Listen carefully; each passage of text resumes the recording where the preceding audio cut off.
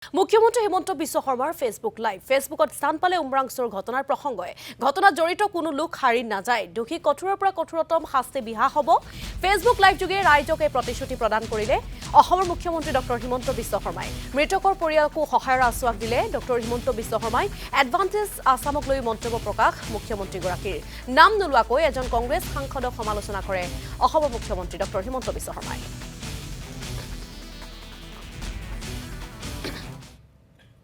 উমৰাংচুৰ ঘটনাই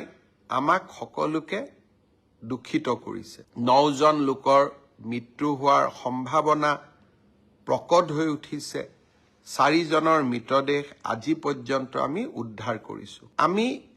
নিহত পৰিয়ালখিনিক কি ধৰণে পাৰো আমি নিশ্চিতভাৱে সহায় কৰিম আৰু যিসকল এই দুৰ্ঘটনাৰ লগত জড়িত বা যিসকলে এই অনৈতিকভাৱে এই কামত হাত দিছিল তেওঁলোকক আমি কঠোৰৰ পৰা কঠোৰতম শাস্তি দিম ৰাইজৰ ওচৰত হেয়া মোৰ প্ৰতিশ্ৰুতি থাকিল কংগ্ৰেছৰ এজন সংসদে কৈছে যে ইয়াত মেলা হ'ব বিনিয়োগ নাহে মই সংসদ গৰাকীক অনুৰোধ কৰিম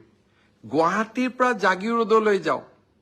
কি ধৰণে 30,000 কোটি টকাৰ উদ্যোগ দিনে ৰাতিয়ে